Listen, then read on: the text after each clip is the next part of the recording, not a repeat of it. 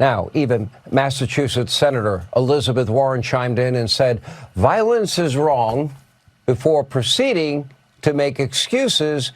So only so much people can take. Take a look. Those at the top pay a little more in taxes, are a little less rich than they otherwise might be. And everybody else at least gets a chance. Yeah. And what happens when you turn this into the billionaires run it all is they get the opportunity to squeeze every last penny. Yeah. And look, we'll say it over and over. Violence is never the answer. This guy gets a trial who's allegedly killed the CEO of United Health. But you can only push people so far. And then they start to take matters into their own hands. Only so much people can take. Now, we could talk about the problems with the healthcare industry, which are very real for people. And I would argue in part because of Obamacare's failure, the lack of innovative ideas like health savings accounts, healthcare cooperatives. There's one in Wichita, Kansas. It's been duplicated all over the country. Concierge care, $50 a month. You get catastrophic coverage. And guess what? That'll cover just about everything. We don't talk about innovative healthcare ideas. But with all that said, that debate about healthcare companies, that is separate and apart from the discussion of the assassination of a CEO, a father, and a husband, and does not justify murder if you're unhappy with your healthcare provider. Here with reaction, he is the host of Ask Dr. Drew on Rumble, the one and only Dr. Drew Pinsky. Dr. Drew, this is not my wheelhouse. I'm having a hard time understanding what part of assassination people aren't getting here. Right. No part. There is moral depravity on full display here. We are truly morally upside down. And, you know, Jimmy asked the question, I'm not sure what this means about us. I am sure about what it means about us. We are sick. This is the ultimate scapegoating expression. The fact is that when damaged people get together with a grievance, they will scapegoat. The narcissism gets focused on one victim. We have done it with cancellation. I said it when cancellation was writ large that Robespierre would be proud of this. The guillotines are out. Well, now we're going all the way to murder. We're not just doing it figuratively or online. We're actually going all the way to murder and then signing off on it. And Elizabeth Warren should be ashamed of herself.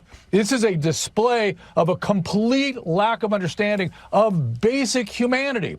By the way, these people that are making the issue of this young man are not just exploiting the man who is dead, they are also exploiting this kid who has a clear, severe psychiatric problem. You are going to find that the hallucinogens that he was doing in attempt to manage his pain crisis led to some sort of psychotic syndrome, and that, much like with the Unabomber, created the preoccupation, created the behavior, created the violence. This is not someone to be admiring. And by the way, in terms of the women wanting to go after him and be with him, it has a name. It's a pathology. It's called hybristophilia. That is a pathological impulse. So top to bottom, there is sickness in full display because of this poor young man's behavior. So walk through this logic with me. So somebody doesn't like your advice, oh, get rid of Drew Pinsky. And, you know, after all, there's only so much bad advice that Drew Pinsky should be allowed to give, or bad political opinions that Hannity can give, or only so much bad service that I'm going to take at a restaurant. And if you take it to its ultimate conclusion here, you don't like the service, you don't like the company, you don't like the person, what? You assassinate him, and that person, you know, then becomes a folk hero? Thank you, Elizabeth Warren. And the reality is, if you want to know how irrational this is, how much is that insurance company going to change because of the assassination of its CEO? Not at all. Not one bit. I have been fighting the insurance industry my entire career. I have no sympathy for the policies, but their policies are based on the law. And the legal system and the legislatures have to do something to change the way this happens. The insurance company is just a business doing what it does. And yes, it's egregious. And yes, when this happened, I thought, oh boy, it could be a fed up patient, a family member that died, or they're blaming the family member. Even though I knew it was sick, people can have motivation based on their grievance, even when they're ill.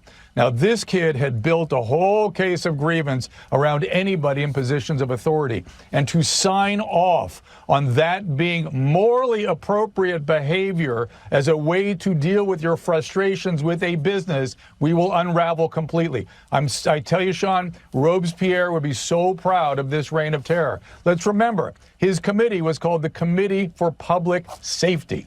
Safety uber alles. We have just been through a whole phase of the mothership taking care of us, the government needing to keep us safe, and now they're signing off on violent scapegoating. This is really disgusting, reprehensible stuff. When the history books are, listen, everybody, examine how you respond to this. If you are applauding it, think about what would have happened. You think if you'd been around in 1930 in Germany, you'd be standing up to the Nazis? No, you would not. You would be a prison guard. That's what this is telling you. Wow, powerful commentary. You know, years ago, the Cato Institute put out a book called Patient Power, Healthcare Savings Accounts. This guy I know in Wichita, Kansas, he built out a concierge service, $50 a month. You put that with catastrophic care that would take care of the, God forbid, heart attack, stroke, cancer, bad accident, with a high deductible, as high as you can afford. And guess what? You're fully covered. There are ways to have better health care. Nobody ever wants to talk about it. Obamacare, millions lost their doctors, their plans, and 40+% of the country has one Obamacare exchange option. That's not working either. And I predicted that at the time. But that, again, that's a separate argument for another day. Last word. Go ahead. Yes, but let's remember, though, insurance was supposed to be insurance against financial catastrophe, not an entitlement. Not an entitlement. Yeah. You could pay the $35 for the doctor visit or the $70. Most people can afford that. Yeah.